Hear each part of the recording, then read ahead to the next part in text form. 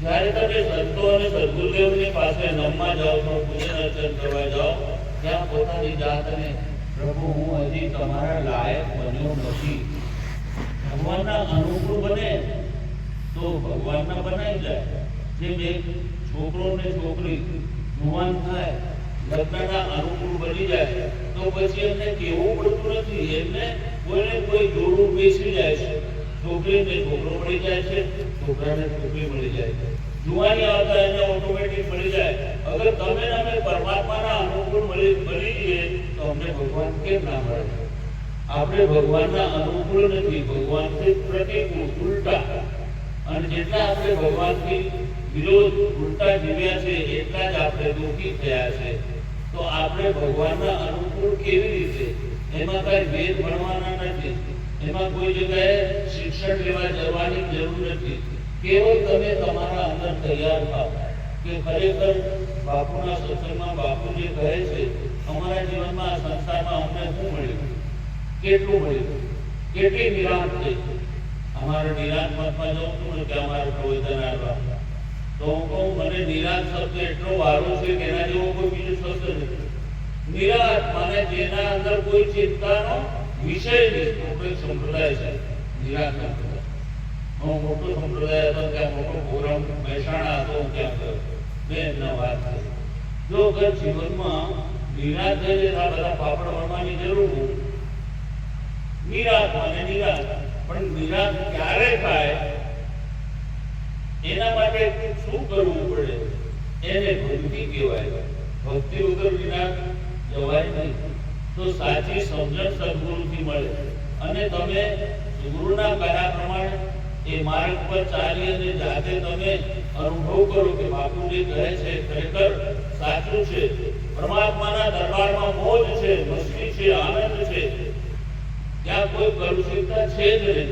સંસારમાં બધી કલુષિતતા છે, સંસારમાં ઝઘડા છે, સંસારમાં તારીમારી, પરમાત્મામાં કોઈ જ નથી. એક ભજનમાં કહે છે, સંત સભાગવ હોય રે વાલેલો, વાદ વિવાદ મટી જાય રે સોહાગીલાલ, આરે અવસરીએ જેને સદગુરુ જેવા. આ જન્મમાં આના અવસરમાં જેને સદગુરુનો સાથ થયો ને, તો પછી આપણા જીવનના બધા જે વાદ વિવાદ છે, આપણા અંદર કલુષિતતા ક્યારે આવે છે, અંદર ઉચાટ ક્યારે આવે છે કે જ્યારે આપણે ઝઘડાની અંદર આપણું મન હોય ત્યારે આપણું મન શાંત, આપણું હૃદય શાંત હોતું, કલુષિત થઈ જાય, મેલું થઈ જાય. એમાં મેલી ચાદર ઓળખે કે છે દ્વાર તમારે આવું.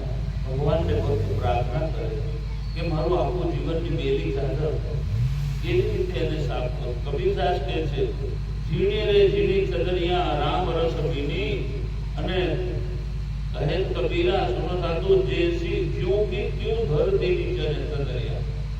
આપણો જન્મ થયો તો ત્યારે એટલા બધા નિર્મળ હતા, નિખારસ હતા, નિર્દોષ હતા, કોઈ કલંક નહોતો.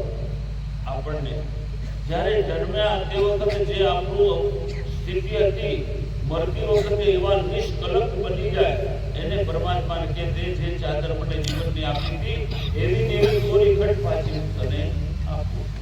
પણ આપણે તો જન્મ્યા પછી એટલા જીવનની ચાદર ઉપર ભેર ચડાયા છે, એટલા ગુનાહ કર્યા છે, એટલું ન જીવવાનું જીવ્યા છે, એ બધું સંસારે જીવડાયું. હરેક માણસને સંસાર કહે છે તું બસ પહેલા નંબર पे ले, તું પહેલા નંબર पे ले.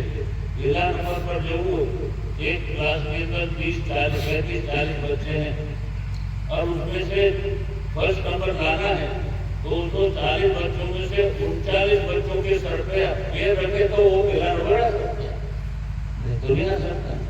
दूसरों को छोटा बनाना. संसारे को समझाયું છે કે બીજાને નાના બનાવો, તમે મોટા થાઓ.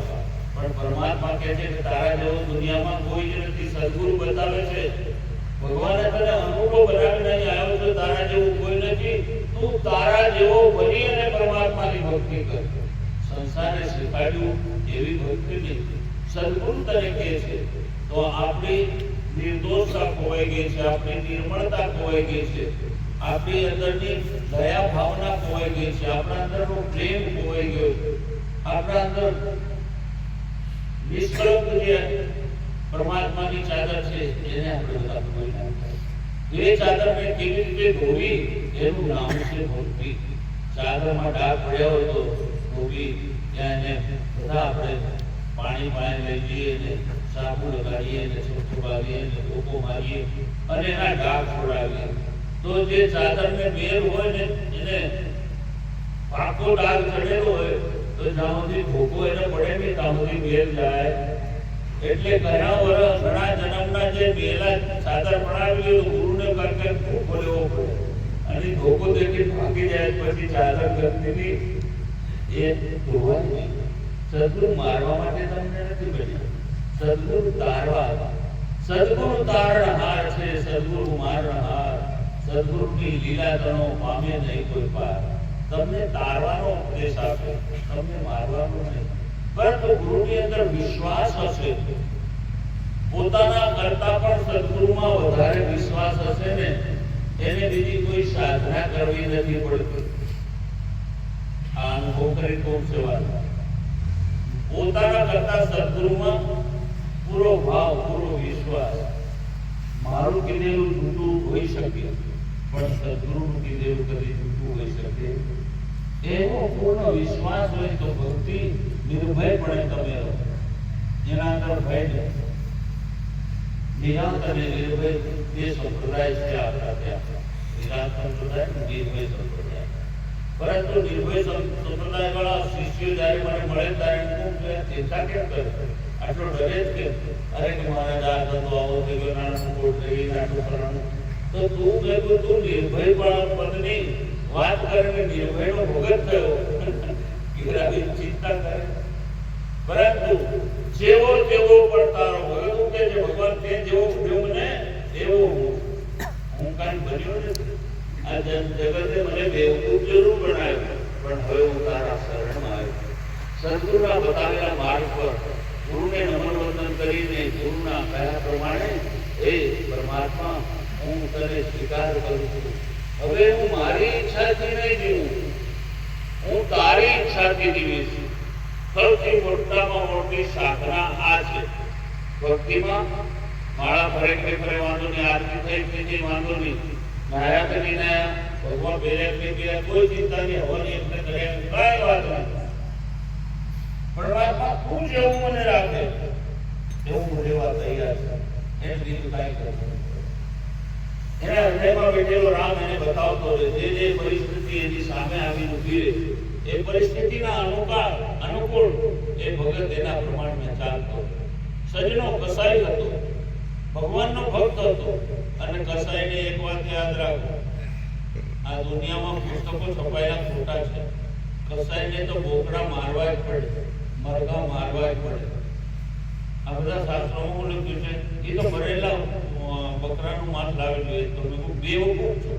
જેનો જન્મ કસાઈમાં થયો, હારું લગાડવા, સત્સંગ માટે હારું લગાડવાની જરૂર નથી. પણ કસાઈનો ધંધો છે માંસ વેચવું, જાનવર મારીને માંસ વેચવું. પણ સજના કસાઈના ગુરુએ એને કીધું હતું કે તે પરિસ્થિતિ તારો જન્મ એનામાં ભગવાને આપ્યો, તે નથી કર્યો. તું વાણીઓ હતો કસાઈ થયો તો તારો ગુનો છે, પણ ભગવાને તને કસાઈની નાદમાં તને જન્મ આપ્યો છે. તારું કર્મ છે અને કર્મ છે એ ધર્મ છે.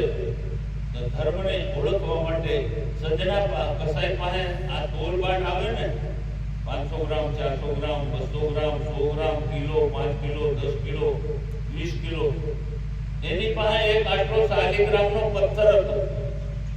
કોઈ કે મને 500 ગ્રામ માંસ આલો તો એ પથ્થર મેં એક તોલી આવે 500 ગ્રામ. કોઈ કે 1 કિલો જોઈએ તો પથ્થર મેં ને તોલી આવે 1 કિલો. કોઈ કે 5 કિલો થી પથ્થર એનો એક પથ્થર મેલી અને તોલી આવે 5 કિલો.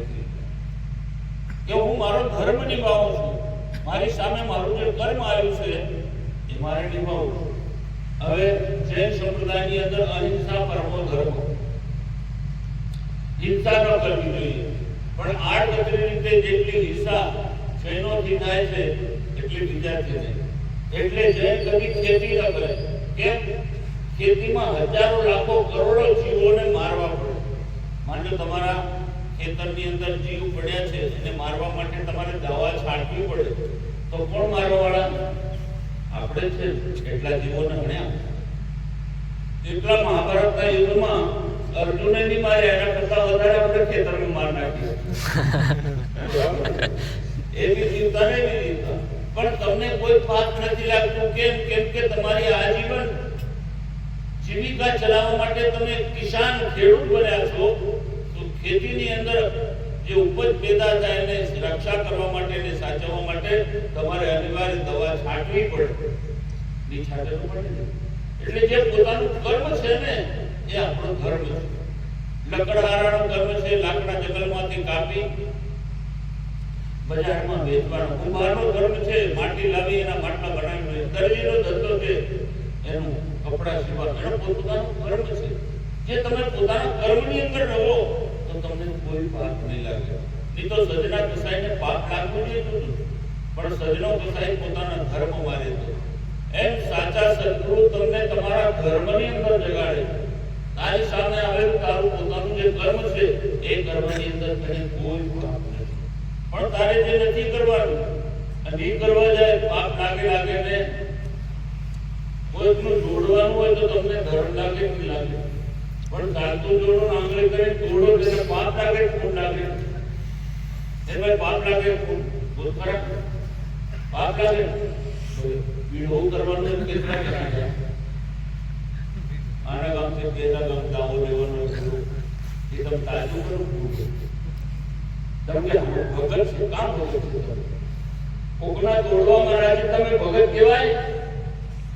હે ભગત તારે કોકનું હંગાતું હોય, કોઈ પૂછતું હોય, કોઈનું જોડું ચાલે, ગાડી પાટા પર ચલાવી દે એને ધર્મ કહેવાય. માટે ધર્મમાં જાગવું અને ધર્મનું નિરીક્ષણ કરવા માટે એટલી તો બુદ્ધિ ભગવાને બધાને આપી છે. યાદ રાખો. પોતાના જીવનને બચાવવા માટે જીવ માત્ર બચાવે. ધ્યાન રાખજો. જો નાની કીડી હોય ને એને તમે ભળી લઈને એમ કરજો ને એ પોતાના બચાવવા માટે ભાગી જશે. કીડીને પણ પોતાનું શરીર બચાવવું. ધ્યાન રાખજો. એમ તમે પોતાનું રક્ષણ કરવા માટે જેમ રોગ લાગે તો દવા લેવી પડે. મારે તો હમણાં 22 ગોળીઓનો કોર્સ ચાલે. કેમ કે જીવનને રાખવું છે, એમાં કોઈ પાપ નથી. હવે તમે જાણો છો દવા એની મળે. આપણે મોટા ભગત થઈ ગયા એમ બોલતો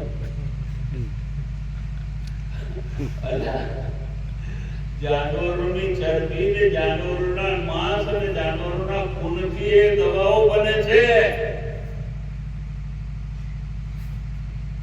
માં છોડ કાં છોડ્યું એ હું દૂધમાં ધોઈ નાખે તમને કોણ આ જીવન બતાવું છું તમને. તમે મોજમાં કેવી રીતે રહી શકો. મોજમાં રાખવા માટે પરમ દિવસનો સત્સંગમાં મેં કહ્યું હતું કે મોતને યાદ રાખો, મૃત્યુને યાદ રાખો તો તમે ભગવાનના હવાલે પહોંચો અને તમે મસ્તીમાં જીવો. આવી છે બીમારી, આ દુઃખ આવ્યું છે, આ સંકટ આવ્યું છે, કાયમ રહેવાનું નથી. ભગવાને મોકલ્યું છે, ભગવાન એને પાર પાડશે. જેટલી બીમારીઓ જગતમાં થઈ છે એટલી પરમાત્માએ દવાઓ, ઔષધિ આપણા ભારતમાં વનસ્પતિમાં આપી છે. જાણવું ન જાણવું એક અલગ વાત છે. ધીરે ધીરે બધા રોગોની ઔષધિઓ આવવા માટે હમણાં વર્ષોની અંદર આવે છે. એ તો રવિશંકર બાપુ છે ને, રવિશંકરજી મહારાજ, પછી એક રામદેવ યોગી અને એક મોટો હકીમ છે. 3 જણાના ઓળખો પાવે. ત્યાં ઘૂંટણ દુખે છે તો જે આપણે ચીની મસાલામાં ચીનીમાં દાળચીની આવે ને, દાળચીની और મીઠું અને નમક એનું મિશ્રણ કરીને પીવાથી અઠવાડિયામાં ત્યાં ઘૂંટણ બધું મટી જાય. એની રીત નથી બતાવતા, પણ એ આ બધા પ્રમાણિત સહિત માટે મોટી ફાર્મસી જે કંપનીઓ છે દવાઓની એ ઝઘડો કરવા જાય છે ને હાઈકોર્ટમાં ગયો છે ઝઘડો કે જો આ સિમ્પલ દવા ઘેર ઘેર મળી જાય તો અમારી દવા વાપરવાની, અમારા પૈસા કમાવાના બંધ થઈ ગયા. હવે આ દવા આદિ અનાદિથી આપણી પાસે ચીની છે ને નમક છે, દાલચીની છે, પણ આપણે કોઈ જાણતા એની ખોજ કરી. એમ જેમ દવાની ખોજ થાય એમ તમારે ભક્તિમાં સત્યની ખોજ કરવાની છે. સત્ય પણ એક વિજ્ઞાન છે, ભક્તિ પણ એક વિજ્ઞાન છે. એ વિજ્ઞાનથી તમે પોતે વૈજ્ઞાનિક બનવા પડે. આ રામદેવ બાબાએ ખોજ લીધી તો એ દવા બધા સંસારને કામ લાગે, પણ એ ભગતે સત્યને જાણી લીધું એ બધાને કામ લાગે. કેમ કે સત્ય જાણવા માટે વિજ્ઞાનનો પૂરેપૂરો અભ્યાસ તમારે કરવો પડે. તમને કોઈ કરી ના લે. બહારના વિજ્ઞાનમાં કોઈ પણ ખોજ કરે તો આખા સંસારને એનો લાભ ફાયદો મળે, પણ અંદરના જગતનો જે વિકાસ થાય અંદર ખોજ થાય છે એ વ્યક્તિને જ મળે છે. આવી રહસ્યપૂર્ણ વાતો આપણે જાણવાની છે તો એ કોણ જણાવે? સદગુરુ વિના કોઈ નહીં જણાવી શકે. સદગુરુ જે જાણે છે એ બાવાઓનું કામ નહીં. એ તો કેવળ તમારા પાસે ખિસ્સું કેટલું ગરમ છે એને દેખવા, એટલા માટે તમારી પાસે આવે. જ્યારે સદગુરુ તમને કહેશે કે કાંઈ કરવાની જરૂર નથી, તું તારો ગુરુ બન, તું તારો બળવો બન ને તારી બીમારીઓને તું મટાડ, એ વિધિ સદગુરુ આપે. પરમાત્માના હવાલે જીવન જીવીએ નહીં, સીધો ખા કરો તો ભગવાનને કરો કે હું હવે તારા હવાલે જીવું છું. આ બીમારી આવી, આ સંકટ આવ્યો, આ દુઃખ આવ્યું, કોણ એના નથી મને બચાવે? તે મોકલ્યું છે, તું બચાવ. ભગત હોય ને ભગવાનને પીછે લઈને આવે. જ્યારે ભગવાન નારદ નરસિંહ હતા ને, ત્યારે કુંવરબાઈનું મામેરું આવી ગયું અને એટલું બધું મામેરામાં લખ્યું કે અરબપતિ હોય ને કરોડની અરબપતિ નહીં પૂરી શકે પોતાની દીકરીનું મામેરું.